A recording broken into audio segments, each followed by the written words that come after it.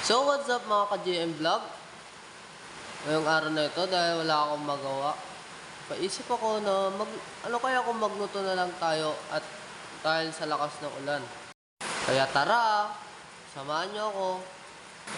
Kaya lumabas ako para tignan yung labas kung malakas nga bang ulan. Kaya yun, malakas nga yung ulan. Pero may nakikita ako manok dito ah. Ano kaya kung lutuin natin? Yan oh. Wag pala, wag. Di sa atin yun. Kaya pumasok na lang ako sa loob para tignan ko ano yung ulam na natira. Kaya yun, may nakita akong nisin ramen. At yun. Tignan natin sa ref. Walang laman. Tignan natin sa freezer. Ayun. At may nakita akong Lucky Me. Ano na yun? At yun, itlog. Yun, wafrets. Pero ayaw ko yan. Yung sa loob. Then, yun na lang. Kunin natin yung isa. Tapos ito. Ayaw mong masara ah. Yan. Isa pa. Never mind. Kaya yun. Magluluto na tayo. Para sa tanghalian natin. Kaya yun. Tapon dyan. Tapon dun. O pag mo itapon yung itlog, babasagin ko ulo mo. Kaya kukuha muna ako ng pinggan na paglalagyan na ng itlog. Yun. Isa. Pero wag na lang. Ayun. Pupunta na ako doon sa nilagyan ko ng Lucky Me.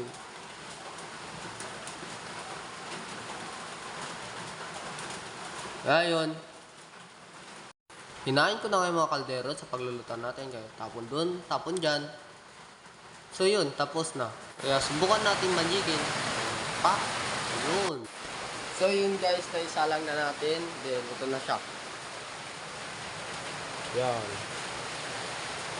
Yan, gulo ng camera. So yun, pasensya nga pala sa camera ko. Nagpunan ako. Yung ingredients yun. Yun. At yun.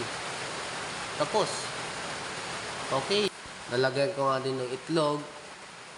Para papakin natin mamaya. Kaya yun. Takpan na natin. Pak. Ayun. Ulitin na. So titignan natin kung luto na.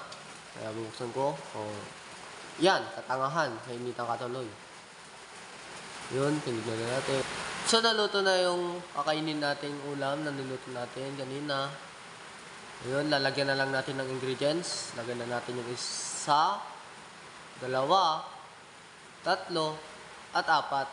At ihalo na natin para makakain na tayo. Okay? Then, titignan natin kung may kanin pa ba. Yun, meron pa. So, kain na. So, kain na tayo guys. Ito yung ulam. Ito. So, yun. Let's eat. Habang kumakain nga ako dito at papasalamat nga po ako sa inyo dahil sinusuportahan nyo po ako lagi. At maraming salamat po dahil hindi nyo po ako pinapabayaan. Lalong-lalo na po sa mga kaklase ko. Mga barkada ko po at kung iba-iba pa dyan na mga kamag-anak po namin. Maraming salamat po dahil hindi nyo po kami pinapabayaan. Lalong-lalo na po sa pamilya ko. Si mama. Sana gabayan nyo po rin kami lagi kaming magpapamilya. And so yun. Busog na nga po dito si mga ka-JM Vlog. At huwag nyo nga po palang kalimutan mag-like and follow. At samahan nyo na rin po ng share. Para mapanood nyo po yung mga iba naming upload. Kaya yun, maraming salamat po sa inyong lahat.